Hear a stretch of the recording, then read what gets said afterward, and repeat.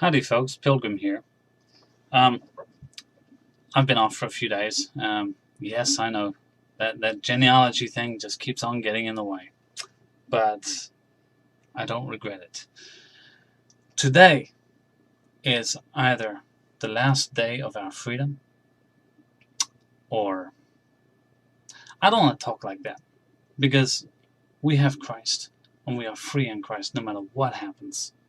Christ said, I will never leave you, nor by any means forsake you. And because he said, you are no part of this world, therefore it doesn't matter what happens. God still sits on the throne, does he not? Yes, he does. And God still sits on the throne.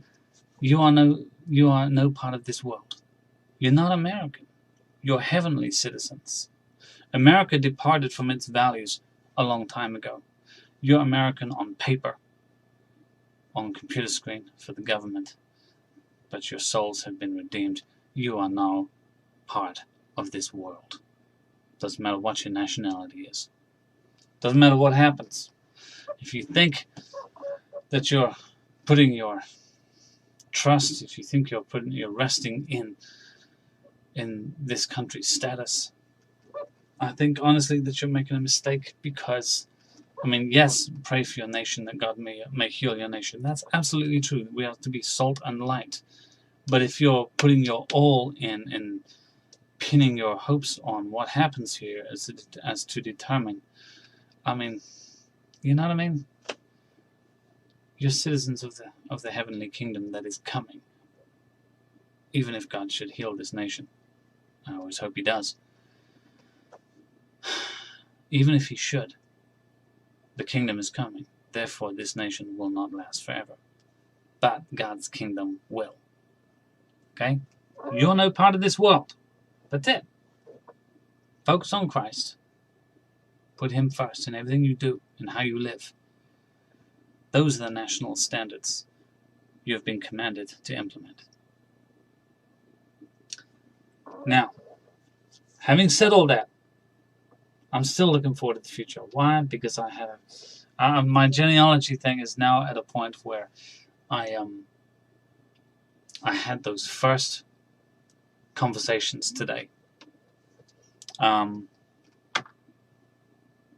This afternoon, I spoke with my cousin Neitha, and it's the first time I've spoken to a member of the Stark family in 46 years.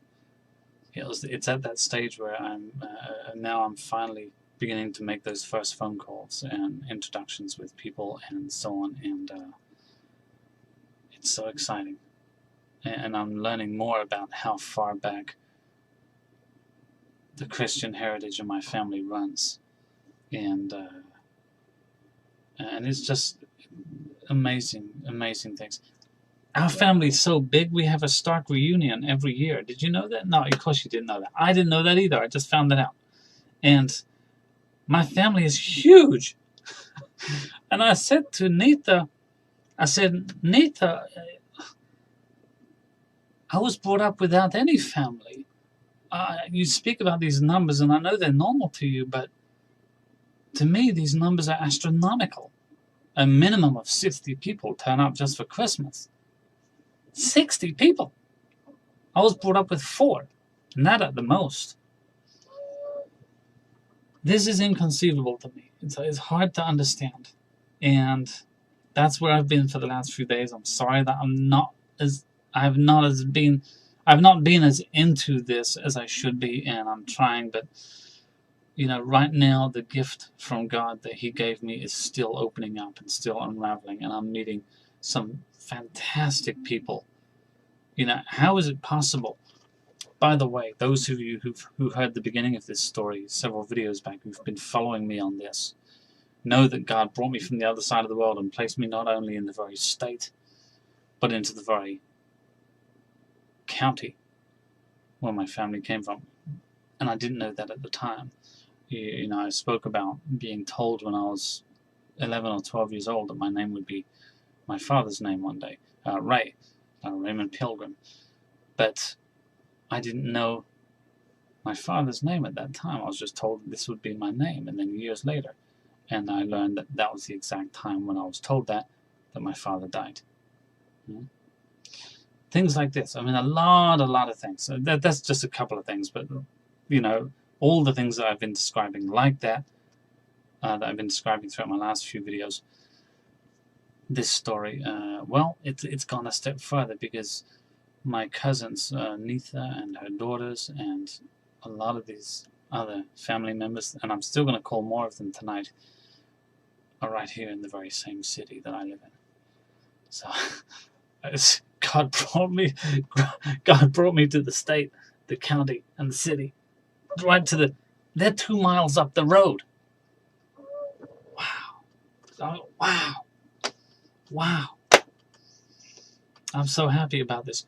By the way, one more thing I've got to chuck into here, and I'm sorry, and I know this video is about me, and I'm sorry.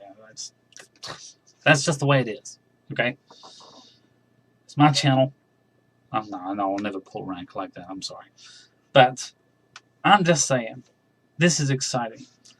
Doing my genealogy, going some way back, I come across, and I'm going to find it before I speak it. And it's here in my diary somewhere. Here it is. John Clark, of the Clark family that married into and became the Stark family. Okay? 1575. He is my great, I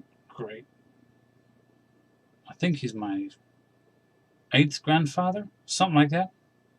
1575. This is my grandfather, okay? 1575 to 1623. He was the master's mate and the pilot of the Mayflower, of the original Pilgrims. My name is Original Pilgrim. I chose that name because all the males in my family are called Pilgrim. The founding fathers, they were Irish too, a lot of them, and Christ was their first heritage, and they were the original Pilgrims that came over to the United States, and they landed at Plymouth in New England.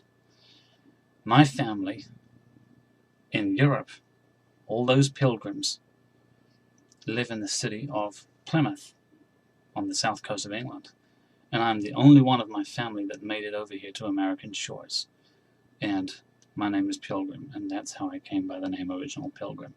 And all of this, and then I find out that my grandfather piloted the Mayflower. Yeah. Wow. So anyway, I'm just excited. I've got a couple more phone calls to make, and God bless you, and I will talk to you as soon as I can. God bless from Original Pilgrim.